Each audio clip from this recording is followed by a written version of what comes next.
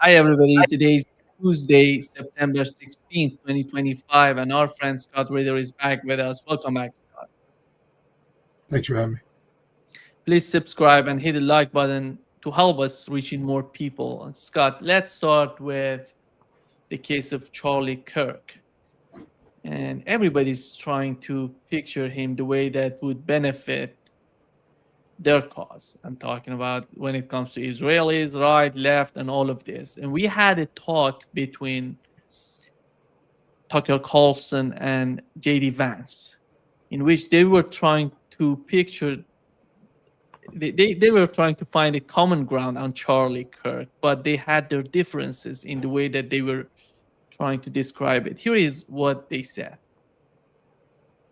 Somebody, us, we're going to have to step in and fill the gap to provide for them in a way that Charlie no longer can't because he was taken down by an assassin's bullet.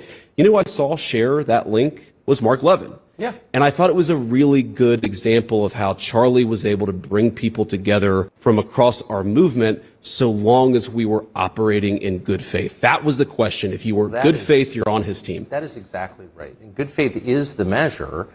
And I have to say, I think now is exactly the wrong time to appropriate the memory of someone and the emotion that comes with that, the really intense emotion that all of us feel at his murder, and use it for your own parochial ends. Like, he stood for this, and I think the reason that Charlie was able to bridge the gap, particularly in foreign policy, is because he had, for example, genuine affection for Israel, which he expressed to me in private many, many times. Like, I love Israel. I don't think we should have another forever war, regime change war against Iran. And I think that made complete sense to me. I sort of agree with that, actually. And so it allowed both sides to talk to him because they felt like this person doesn't hate me. It doesn't need to get existential. It's not about disliking me or some weird bigotry. But I don't think it's helpful for people to jump in, particularly foreign heads of state, to say, this is what, he lived for my cause or whatever. That's disgusting, actually. Don't do that. That turns everybody off. You don't help your own cause by doing that. And it's also literally untrue. So I just hope that we can continue in, I'm not exaggerating, the spirit that he operated in, which is one of love for other people, including people we disagree with, and don't make it, as small bore as that. That doesn't help. Yeah, so Then he comes in and he accepts that Charlie literally contacted JD Vance and Donald Trump in terms of the conflict between the United States and Iran and the attack. And he was so concerned about what's going on in the Middle East. But when it comes to Charlie, Scott, how did you find him? How do you see the way that many people are trying to picture him? What's your understanding on him? Charlie Kirk didn't factor in my life at all. Charlie Kirk is not a foreign policy expert.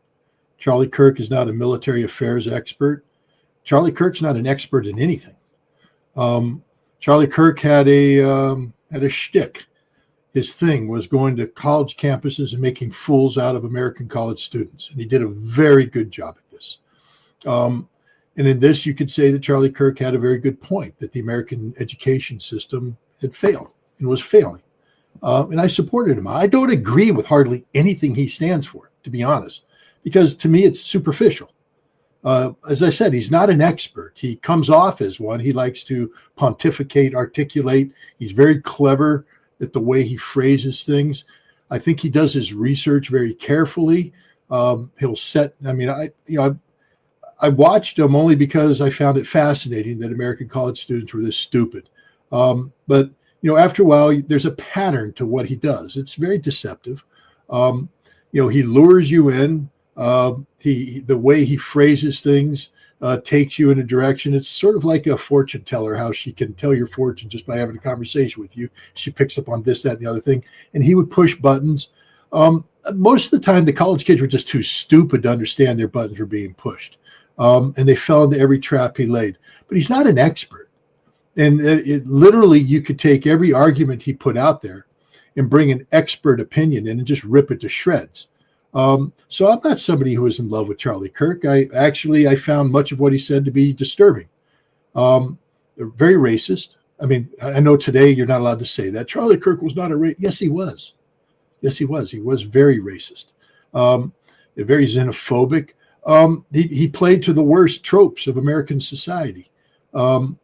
He pretends to be, this model Christian family man. And I'm not denigrating him as a family man. I believe he loved his wife. I believe he had 2 fantastic children. I think I would believe anything I heard that said Charlie Kirk was a fantastic father. I take everything, in that regard to say, yes, he's all that.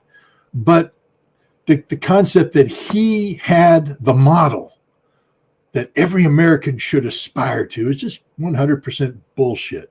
Excuse my language. So it's tragic what happened. Tragic. And it should never have happened. To me, this is more about free speech and what happens in a country that's deeply polarized. You see, I had my disagreements with Charlie Kirk. Not that he really gave a damn. The man influenced millions of people. What does he care that Scott Ritter was like, no. But the way I would have preferred to deal with Charlie Kirk is either ignore him, which is easy to do, to be honest. Just don't watch.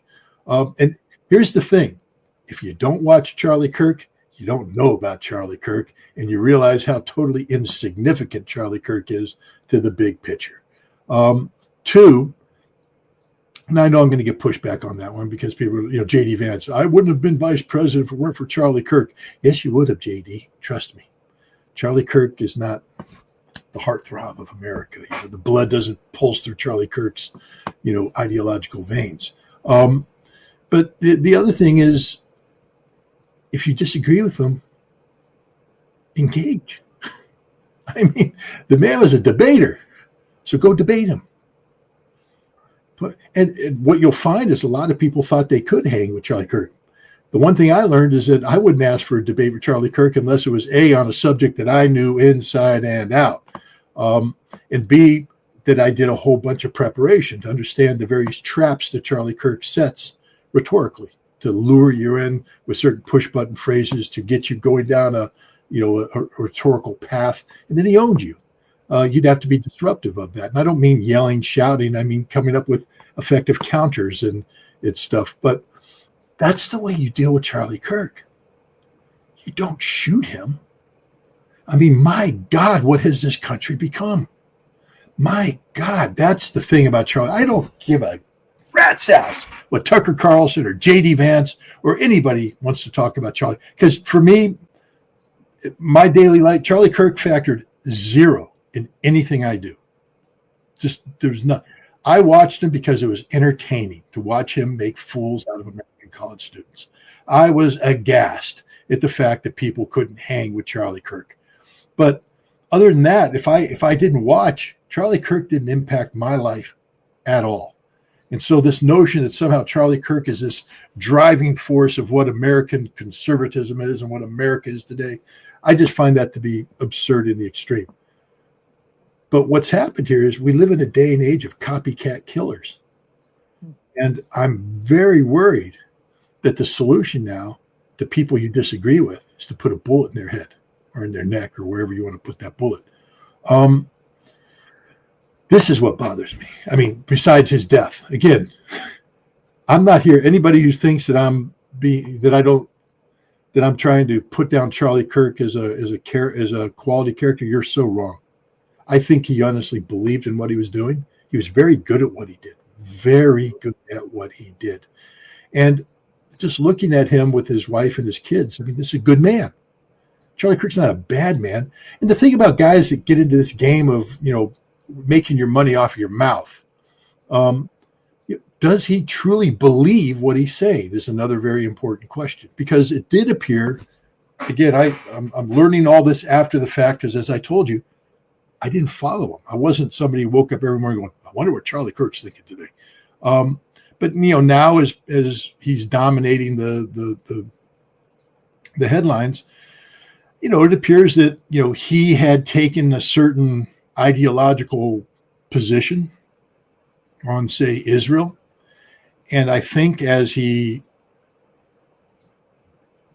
doubled down on that, as you have to do in this business. Remember, he's in the business of talking, of convincing people, of trying to win them over. And so he, once he commits to a party line, he has to double down on that party line. And I think what happened is he started to realize that he had taken the wrong side on this argument, and that there was real world stuff out there. Because remember, most of what Charlie talked about isn't real world. I mean, it's on the periphery of the real world. It's emotional, touch button, push button kind of things, but it's not real world. But when you get into Israel, you're talking about genocide. You're talking about a nation that bombs other nations. You're talking about massive deaths. You're talking about the loss of sovereignty of America. I mean, where we have sold ourselves literally to the Israeli devil. And I think Charlie started to realize that, oh my goodness, I'm on the wrong side of history here. And, so he's a man who, clearly had a brain, and he clearly had a conscience. And it's just a damn shame that he's dead. I mean, I would have so much preferred Charlie Kirk to be alive today, especially because I disagree with him. Because whether or not I ever would have gotten a platform, or whether I even wanted one, like I said, I didn't wake up every morning going, "Oh, Charlie Kirk." But if for some reason, Mario Nafal at X called me up and said, "Scott, I got Charlie Kirk who wants to debate you on this." Yeah, oh hell yeah. Give me a week to prepare. I don't want to go in half-cocked with Charlie Kirk, because I know he'll be prepared. I respected him that much. I saw how much knowledge he had, and how well prepared he was. But that's the way I would have wanted to deal with Charlie Kirk, is in a debate, a straight-up debate, or just don't watch. Because, like I said, I could get through a day without Charlie with not a problem. He just didn't factor into my life at all. Now, maybe he factored into other people's lives. He had millions of followers. But I'm Tucker and JD right now are in the game of politics. In politics, you got to ride the wave of public sentiment. And right now, there's just a whole bunch of sentiment out there. But I just want people to reflect on really where, before the assassin's bullet took his life, where did Charlie Kirk really factor into your life? I mean, most people knew of him, but I mean, when you woke up in the morning, was the first thing you thought about Charlie Kirk? When you got your morning coffee, was the first thing you wanted to see Charlie Kirk? During the day, Charlie Kirk? Before you went to bed, were you dreaming about Charlie Kirk? And I think the answer for the vast majority of people is no. So we've created this phenomenon right now, phenomenon, I guess would be singular, that's out of control, totally out of control. And it's sort of dangerous what's going on, because now to elevate him to the status now, I mean, other things are happening too. Now, if you're critical of Charlie Kirk, you're getting, immediately, disenfranchised, deplatformed. I'm not talking about the hate. I don't support anybody who out there justifies the shooting of Charlie Kirk. You sort of deserve what you get coming to you, because free speech, yeah, you have a right to speak, but you also have a right to pay the price for your speech. Meaning that if you say something that is disturbing, don't be surprised when people come after you. Now, I'm not talking about criminal action and all this stuff, but if you're somebody who has an online presence that's contingent upon people, watching you, don't be surprised if people stop watching you. I mean, who knows, Nima? Maybe you and I will get deplatformed for this conversation we're having right now. I don't know. I don't care. But there's people out there who this is their whole existence, and suddenly they're being deplatformed because they're saying things that are just, not good. You can't encourage assassination. You can't encourage physical violence, physical threats. We're supposed to be in a battleground of ideas. Who has the better idea? Who can articulate the better idea? And Charlie Kirk apparently is really good at what he did. And it's a damn shame that he can't keep doing it. It's really even a more damn shame that he's not around for his wife and his kids and his friends. From all accounts, he was a nice guy. I mean, I have yet to see somebody who said Charlie Kirk's a bad guy. He's a mean guy. Maybe he was. I don't know. But everything I'm seeing and read about him, he was a nice guy, the kind of guy that you'd sort of like to hang around with. I mean, I'd love to hang around with Charlie Kirk, not to have a debate, but just to hear. I mean, the guy was eloquent. And so it'd be sort of cool to hang around in a room and listen to Charlie Kirk speak. But then I'd go home and realize that everything he said has zero impact on my life. And that's the fact. Scott, what was so amazing to me in the aftermath of the assassination, Donald Trump came out and said before finding the guy who murdered him, he said that it is the radical left. And then they found him, Donald Trump didn't repeat the same sort of rhetoric, but it's amazing to me to see J.D. Vance going in that direction. So, putting the blame on the left. And how is that going to help the society? Because when you are the vice president of the United States, you want to bring these different factions together in this sort of moment, this chaotic moment. You don't go in the way that you divide people even more. I mean, theoretically, you're correct. The vice president should be about bringing people together. But that's not what this administration is. Neither was the administration before them, Joe Biden and Kamala Harris. They were about blaming the radical right. And now the pendulum has swung the other way, and the people in power are going to blame the radical left. We don't have presidents that reach across the aisle and try to heal wounds anymore. This is about sustaining a margin of popular support. The goal here isn't to have all Americans on board. The goal here is to have enough Americans on board that you win the next election. That's it. And so they have a base, a very solid foundation. And all they have to do is work on, the buffer. And that's what they're doing here. They're working on the buffer to chip away at the left. They're never going to bring across 60% of the radical left or the progressives or whatever you want to call the opposition.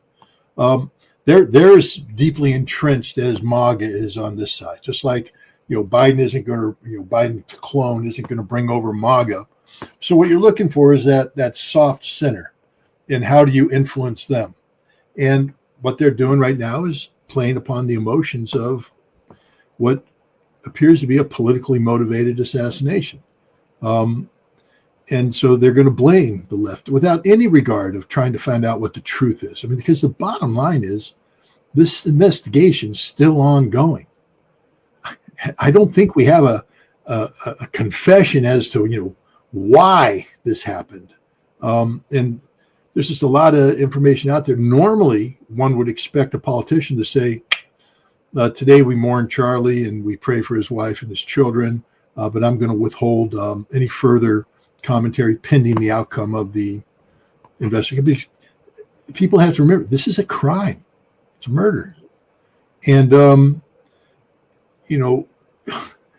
I'm not a defense attorney, but I would imagine that if the president and the vice president of the United States are out there saying things about the intent, et cetera, that turn out not to be true, but you've created the concept of polluting the jury pool of, the best thing for people to do is just shut up, be honest, especially if you're in a position of power, just shut up. So, we're going to await the outcome of the investigation. There's a suspect in custody. I'm going to let law enforcement handle this one right now.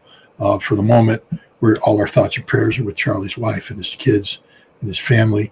And, let's try and keep emotions down during this period of time. Let's reflect on the fact that, a voice has been silenced, and we have to make sure that no additional voices are silenced at this point in time. Freedom of speech is a foundational aspect of Americans. This kind of political crap that can be put out there. When I say crap, it's sincere, but I mean, politicians are sort of famous for saying nothing. This is a really good time for politicians to say nothing because, it's an investigation into a murder, and and you want to get it done right. You don't want to do anything that creates a technicality and things of that nature.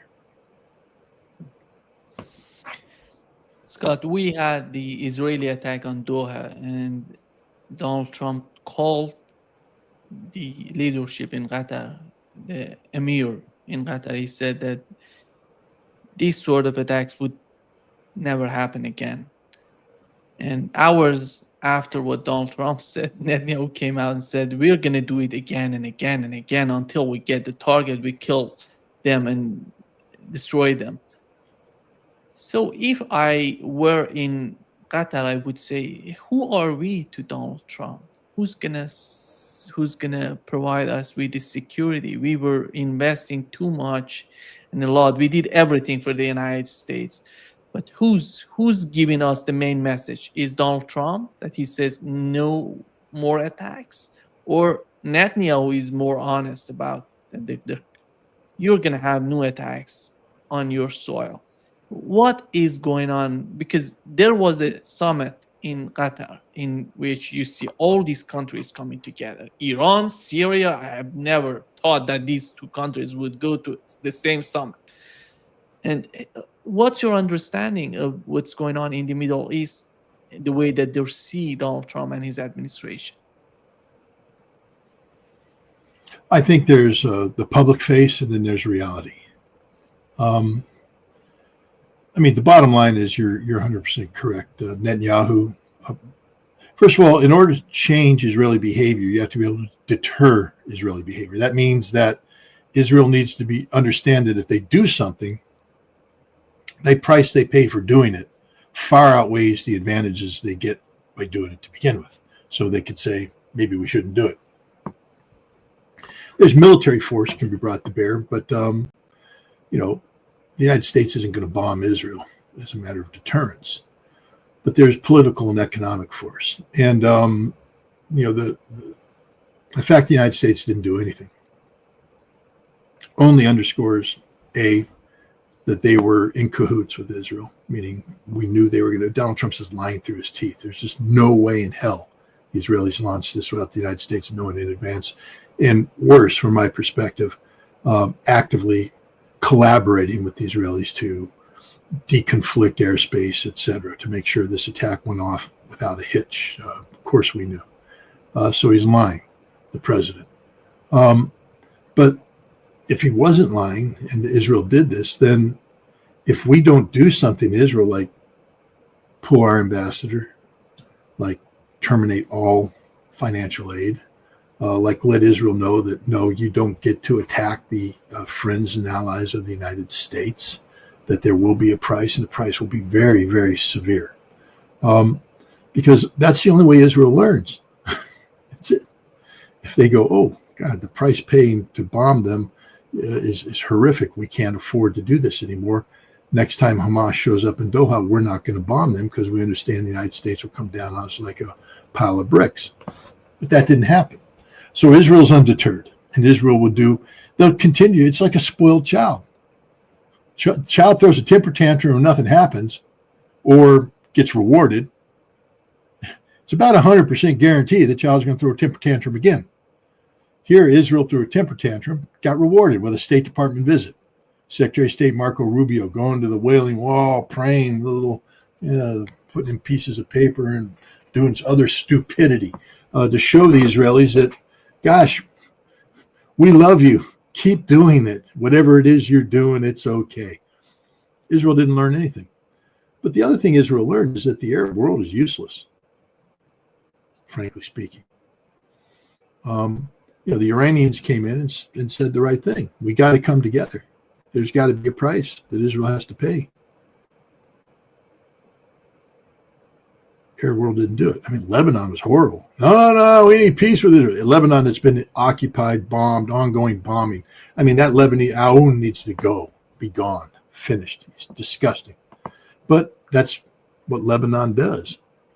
Everybody else, Qatar. Why aren't you calling for military action? You were bombed. No, you're just going to throw a little temper tantrum and do nothing. Oh, we're going to not buy Spanish, I guess, we're not going to buy American stuff and, What are you going to buy? You'll come back because you have no choice. The Middle East is totally subordinated. What we've seen here is that the Middle East has totally subordinated itself to the United States from a security standpoint. There is no alternative. So what we saw on this great conference is this, it's literally, it certifies the collective weakness, impotence of the Arab world. Because, let's just be frank here. There's a genocide taking place today in Gaza, a genocide against Arabs. And the Arab world isn't doing a damn thing about it. They don't care. Yemen's being bombed right now. The Arab world's doing nothing about it. They don't care. Damascus was bombed last night. They don't care. Lebanon's being bombed on a daily basis. They don't care. Tomorrow, Israel could bomb Riyadh. The Arab world won't care. The Arab world is useless. Arab leaders are useless because they have all sold their souls to the United States. And they're scared to death to think about life without America. So they're not willing to do the ultimate thing. 2.5 billion Arabs could take Israel off the face of the map tomorrow if they wanted to. March the Egyptian army. Get the Iranians to suppress Israel with their missiles. Have the Turks come in from the north. Israel's gone inside a week. Physically gone, removed. Doesn't exist. It's that easy. But they will never do it because they can't stand up to the United States. They can't envision life without America. They've all become addicted to the American dollar, the American, economic connectivity. So the Arab world's dug its own grave. Israel will bomb you again, and there won't be a damn thing that's going to happen because you're incapable of making anything happen. Literally. That's what this Doha meeting was about. It was proof positive that the Arab leadership of the world today stands for nothing. Literally nothing. Qatar was attacked. Not a damn thing happened to Israel. Scott, we know that if you remember, if we recall what has happened before October 7th, I think the October 7th was a turning point for the situation in the Middle East. But we had Iran, you remember the fight between Houthis on one side and the United States together with Saudi Arabia and all of it. They were bombing Yemen and all of that. The main enemy in those days for the Arab states was Iran together with Yemen. You don't see that anymore in the Middle East. And what has happened since October 7th has changed totally the picture of the Middle East, not only in the eyes of the Arab states, but also in the eyes of Israelis as well. Because today, what we hear from the Israeli media, here is what Israeli Minister of Diaspora Affairs said. He said, the new axis of evil is Turkey, Syria, and Qatar. You're going down the path that there is no end to this sort of escalation. How you can bring the sanity to this sort of argument? It's not Iran. The new enemies are Qatar and Turkey. How is that Turkey is part of NATO? How you can put these two together? And the United States coming in support of Israel. Again, what price will Israel pay? None.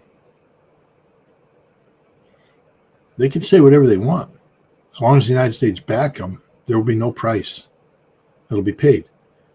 Does Turkey have what it takes to take on the United States, to actually get involved in a physical confrontation with Israel? Remember, Turkey wants to be a regional power, energy hub. In order to make that happen, they really need access to the giant gas fields off the coast of Israel. That's the feedstock that will make this possible. You can't do that if you have fundamental break in relations that, say, a war would cause. Qatar, what do they got? Gas, money. That's it. It's the great Qatar army going to come rolling across and take on Israel? No. Qatar can't even defend itself, not the United States. None of these nations. I mean, Israel could just keep doing this. You know, the Egypt, Saudi Arabian, Kuwaiti axis. You know, what's Egypt, Saudi Arabia, Kuwait going to do about that? Nothing. You know, the Syrian, Iraqi, you know, United Arab Emirates axis. I'm just making it up right now. It doesn't matter. You can put any string you want. Israel can say whatever they want. And all the nations sit there impotent. Impotent. Israel could bomb Ankara today and get away with it. Because the Turks aren't going to do a damn thing. Because they can't. What can they do without a divorce with the United States? And they're not willing to do that. The only way you stand up to Israel is if you get enough nations willing to fundamentally break relations with the United States and then hold Israel accountable. Because now you're challenging the United States. See, this is the Achilles heel of the United States. We can isolate Arab nations one by one by one. Can't isolate them all. If today, Qatar, Saudi Arabia, Egypt, Jordan, Lebanon, Syria said, we're done. It's finished. We are going to physically eradicate Israel. And America, if you step in, then you step in all the way, pal, because we're going all the way. And, you know, you'll lose everything. We're done. We're finished. America can't respond. Where are we going to get the troops? Pull them out of Europe? All 100,000 of them? You remember, it took about 750,000 to beat Iraq in 1991.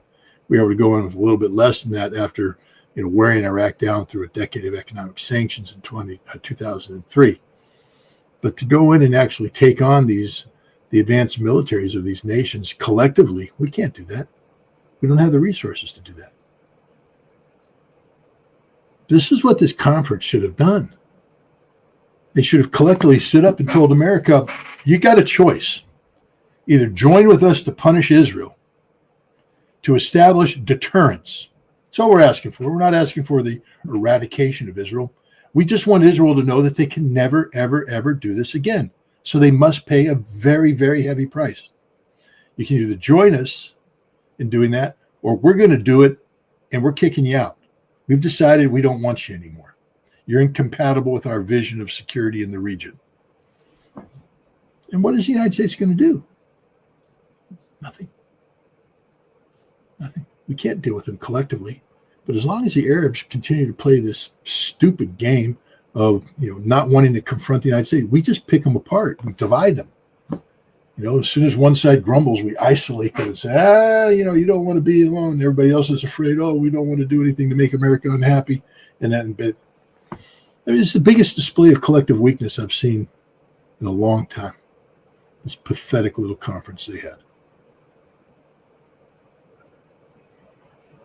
You feel that I would argue that even the United States would benefit if they decide to go in that direction. Don't you think that would benefit the United States and the presence of the United States in the region? Well, it could achieve a strategic goal and objective of disentangling ourselves from the Middle East, but it also creates a vacuum that could be filled by unknowns, and that's the problem. I think the best path for America to take is to disentangle and then play an active role in shaping what the Middle East looks like, so there's no surprises, so that we have an idea of what we're dealing with. But just to, you know, on the spur of the moment, pull out, you create a vacuum, and that kind of uncertainty always leads to problems. Scott, when it comes to the case of Ukraine, Politico, there was an article in Politico saying that the EU will not be able to abandon Russian energy resources despite pressure from Donald Trump. So they want to buy Russian oil. They want to continue the conflict. And how do you see the way that Donald Trump is talking and communicating with Europeans? Who's going to have the upper hand? So far, what we've seen from the administration, it seems they're trying to put pressure. On the other hand, it seems that the European leaders have some sort of, I don't know if the leverage comes from the establishment in the United States, or they managed how to manipulate the Trump administration. I think they've been trying to manipulate the Trump administration. And again, it's very difficult to get into the mind of Donald Trump. Here I go.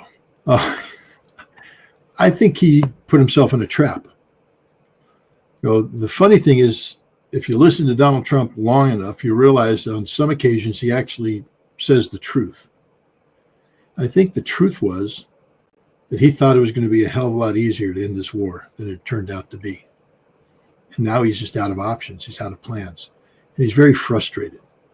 He recognizes that Russia's just not going to yield or be malleable. He's not going to come in and form Russia. Russia has its point of view, and they're going to stick with it. So you can either tuck your tail in between your legs and run, which is a sign of weakness, or you can achieve the same result by appearing to be strong, to put forward conditions that can never be achieved. And then when they fail to be achieved, you say, well, if you're not serious, then we're out of here. The conditions are, we're going to do this, that, and we're going to go 100% here, 50% there. We're taking it down. We're collapsing the Russian economy. But you got to do what we're doing, knowing full well that you can't do that. So you create the conditions for failure. But then when you pull the plug, as I believe the United States is going to do, you blame Europe. And you cast the blame on Europe. And I think that's where we're at right now. I think Trump recognizes that there's no further he can go with Russia. And when it comes to the Ukraine conflict, there's a lot he wants to do with Russia that has nothing to do with Ukraine, but he can't get there until Ukraine is resolved. And so he's created this contradictory stance. I want to be friends with Russia, but first I'm going to collapse their economy, kind of thing.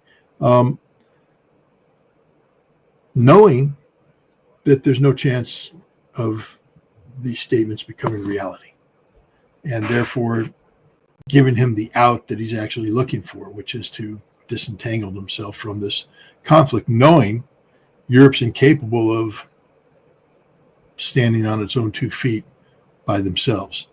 That if the United States fully disengages, Europe has no choice. And that's why you see all these games being played right now in Poland. These are the acts of desperate people trying to keep the United States locked in, to try and shape events, shape a narrative that will be sufficient to enrage this president so that he continues to be engaged, as opposed to the disengagement path that he appears to be on right now. Do you feel that Donald Trump wants to do something about Ukraine, or because as long as time goes by, it seems that in mind of Russians, with the new escalation, we talk about what has happened in Poland, and you see that somehow Washington was so silent about what was going on there. You see more European countries coming out and saying that Russia is attacking us. Donald Trump somehow he didn't, if it was, let's put it this way, if there was something there, Donald Trump would come out, the Russians are killing they're killing civilians in Ukraine. Every time something happens, something big happens, he comes and criticizes Russia. But when the other side doing something in order to manipulate the situation, you don't see Donald Trump coming out and being directly addressing what is happening. How is that going to help? Help who? Oops.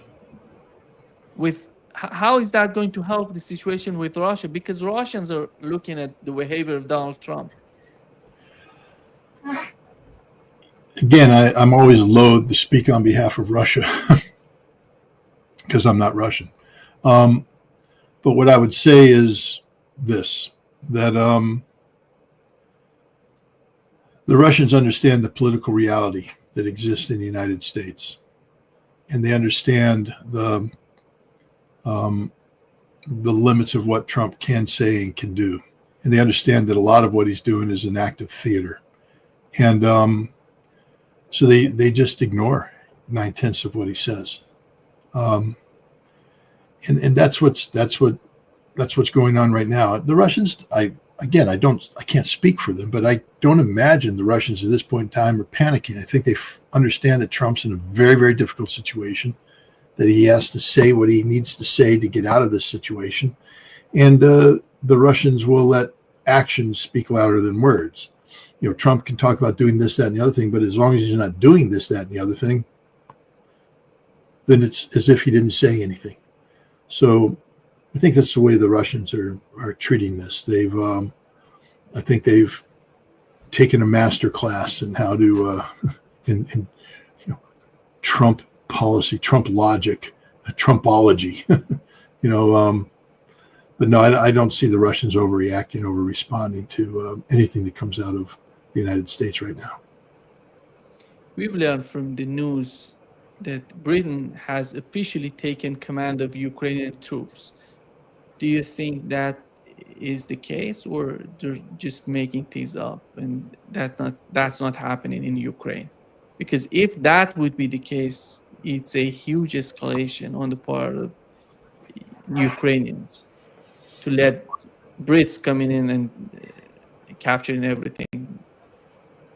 Well, I mean, the Brits are already, directing this fight through Ramstein and elsewhere. So I don't understand what it is people are saying is happening that hasn't already been happening. I don't think at the battalion level that the battalion commanders are British. I think they're Ukrainian. I think the brigade commanders are Ukrainian. I think the corps commanders are Ukrainian. I think the commander of the Ukrainian army is Ukrainian. I think there's British advisors that are attached to these different levels, and they provide advice, and and they're influential. But I don't believe that Ukraine has turned over, the tactical and operational responsibilities to the British. I think the British are there as strategic advisors, big picture advisors, but not as they're. It's a proxy army. We know this. We know it's a proxy army. So I don't know what everybody's surprised about when it turns out that the Ukrainian army is responding to the directives, the strategic vision of the British. It's the British, after all, since 2023 that have taken the lead in advising the Ukrainian army. And they're the ones who run the program, keep Ukraine in the fight. So, yeah, there should be British officers there if that's the case. But the idea that, suddenly everybody's going to have a Sandhurst, accent and, and salute smartly like the Queen's Grenadiers. No, that's no. You mean, Scott, who's providing the commanders to Ukraine? It's all about British, French. Do we have German commanders there helping them? Or because it's a huge mess if you look at Ukraine and you see different weapons coming to Ukraine, different systems coming to Ukraine. The commander is Ukrainian, but right below him you see different mercenaries or commanders from different countries coming together.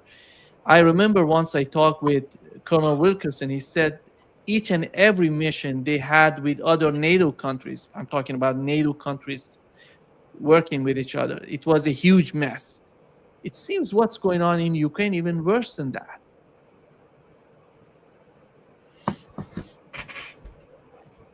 Yeah, I mean, structurally, of course, it's very complicated. First of all, Ukraine was a military that, consisted primarily of legacy Soviet equipment, modernized and upgraded. Now what we've seen is that the West has been bringing in sort of a hodgepodge of Western gear, whether it be American M1 tanks, British, Challengers, the Leopards of Germany, AMX tanks coming out of France. Logistically, that's a nightmare to have that. Training-wise, it's problematic. But that's the reality of this multinational approach to sustaining this Ukrainian conflict. From a command and control standpoint, the British have taken charge of the fight now. They run Ramstein, and I believe they are the senior advisors when the Ukrainian army draws up its war plans. We saw that in Kursk. When the Ukrainian military went into Kursk, the Russians that were opposing them were saying, we're dealing with a whole different enemy here. We're dealing with an enemy that's has full satellite integration, real-time intelligence, AI generated decision points coming in, new weapons, new tactics, new everything. Then the Russians proceeded to kill everybody. But that's a NATO-driven, British-dominated system, and I think you're seeing that play out through the rest of Ukraine. That's just the reality when you have had your army rebuilt 6 times, I believe it is now. The Ukrainian army has been rebuilt 6 times in this conflict, and each time it gives up, more and more of, its sovereignty and becomes more and more a proxy army. I mean, remember, it was Ursula von der Leyen that bragged and said the Ukrainian army is the first European army. What did she mean by that? And then we have to use it wisely. Again, sometimes you just have to wait. People that don't normally tell the truth end up telling the truth. And I think Ursula von der Leyen was telling the truth. Ukraine is Europe's first army, European army. Doesn't mean they're going to win. Doesn't mean it's good. It just means that it's not a Ukrainian army. And at least now we have the head of the EU, the European Commission, acknowledging that.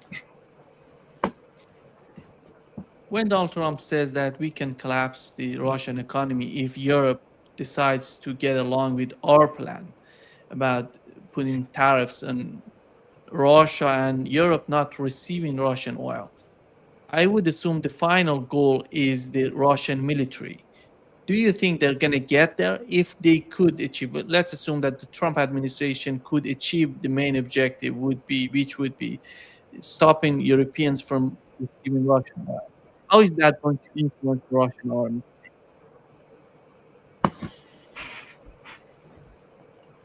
I don't think that's going to have an impact on the Russian army. I mean, there may be some fuel shortages brought about by these Ukrainian drone attacks against the variety of refining capacity in Russia. But the Russian army is fully funded, fully equipped, fully supported. The danger comes in the Russian civilian sector economy.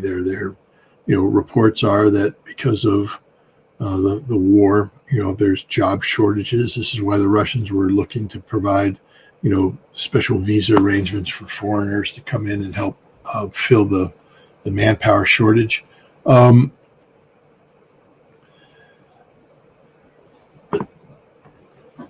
I had a fascinating conversation last week with a director of international finance of MGIMO, which is the big foreign policy university. That's where all the diplomats get trained. So this guy's a serious guy.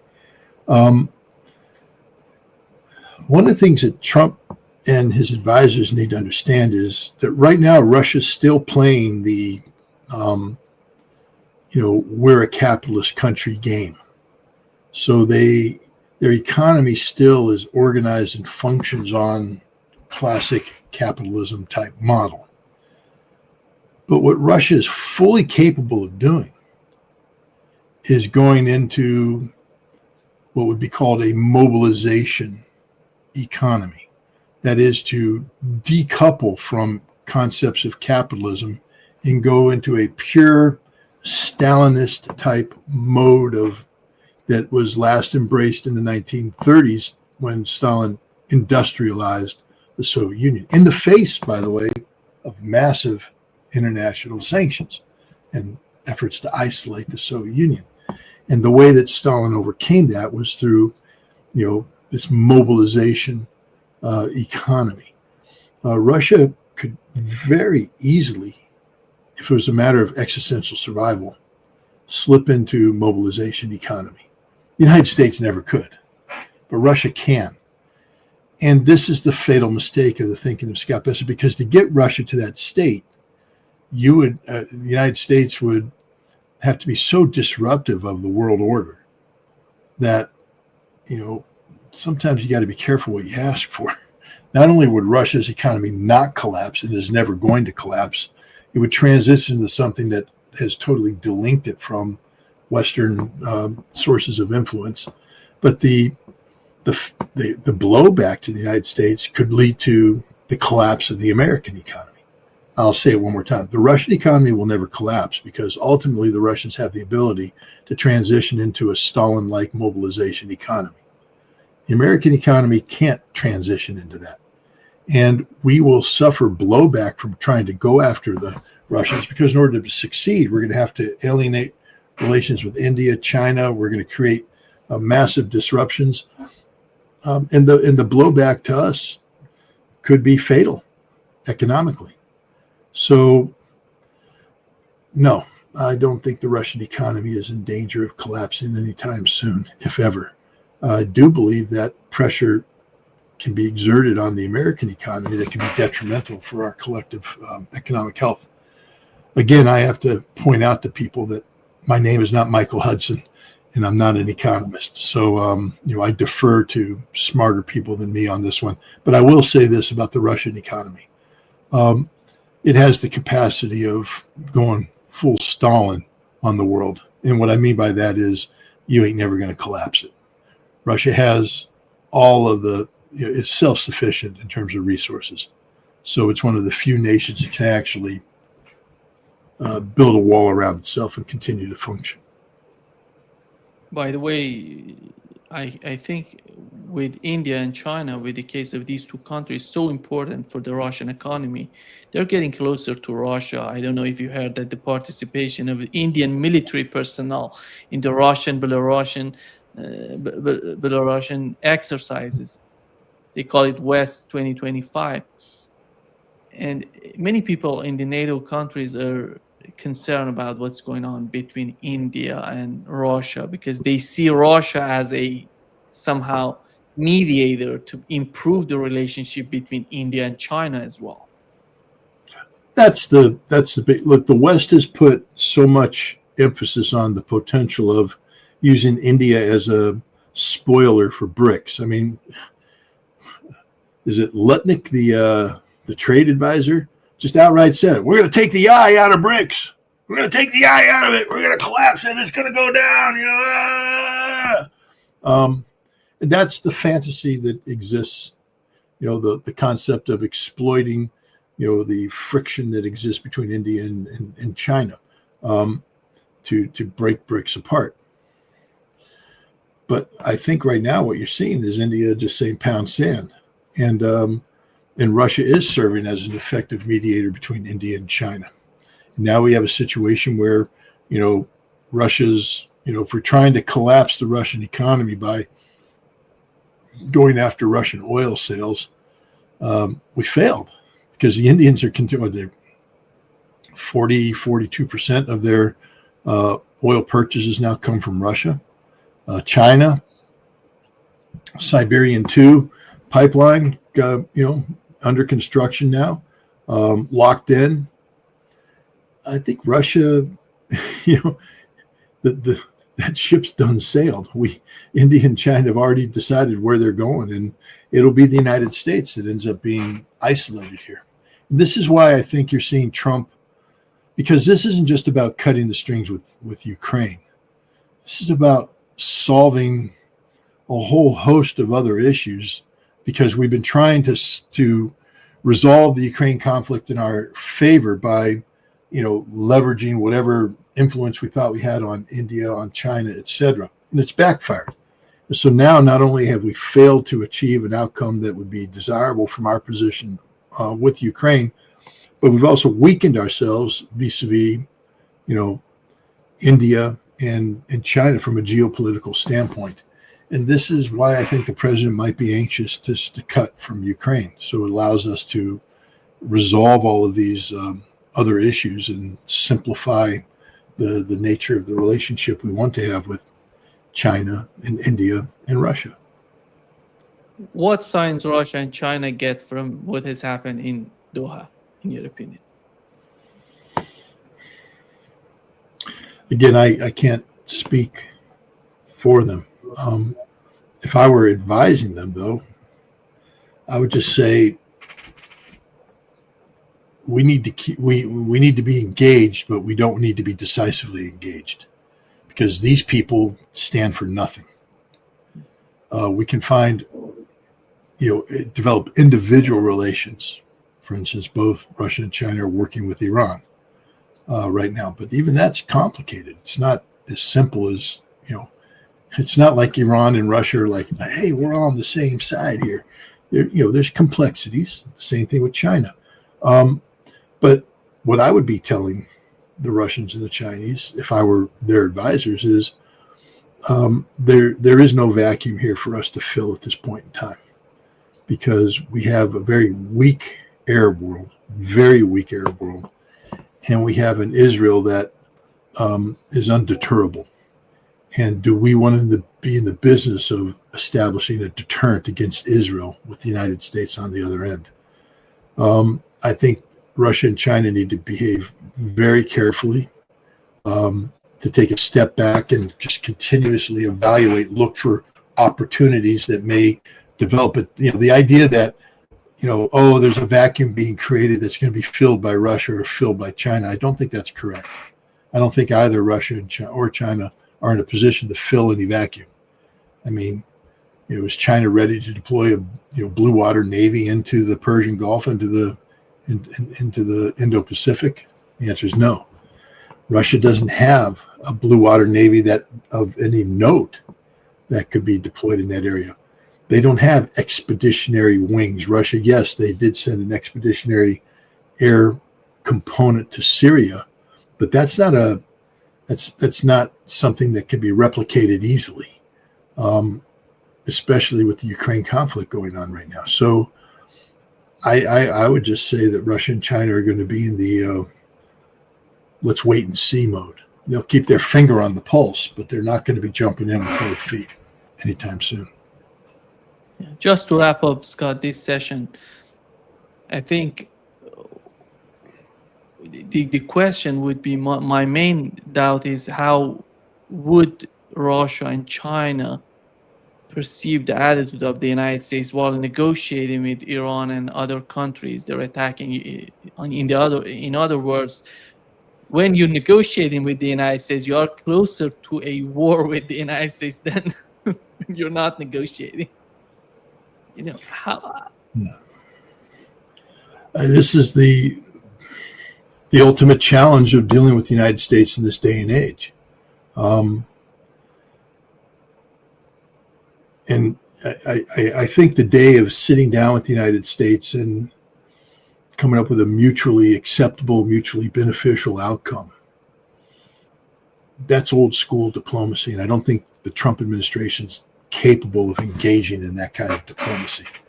I think instead, these nations need to wait for the Trump administration. Instead of leading the horse to water, you just sort of got to wait back until the horse goes to water on its own. And I think that's what has to happen here with the United States, is that the traditional structures of diplomacy are out the window. And what needs to happen is both Russia and China, and anybody dealing with the United States, has to step back and just monitor what's happening, try and influence on the periphery, but don't jump in with both feet with the United States, because it can be a very frustrating experience. What you have to do is let the United States sort of arrive at a decision point on its own. And then if that decision point's where you wanted them to be, then you can jump in and sort of fix that in place. But it's almost impossible to have comprehensive negotiations with the United States right now because we don't have. I mean, at this point in time, we're transitioning from the American, hegemony, the American, unity or unipolar world to a very complicated multipolar world.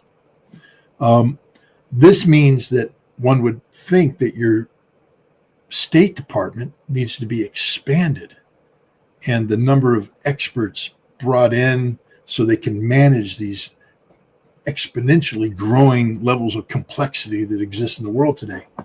Instead, the United States is slashing the State Department, radically cutting this. So where we normally would have an identified expert for each, it's sort of funny to go in and go read, go back to the, State Department's phone book from the 1990s. And, we're going to these various organizations and look at the meetings that take place. And you'll see, we have an assistant ambassador for, oceanic exploration in the, Indo-Pacific. Cool. That means there's a staff.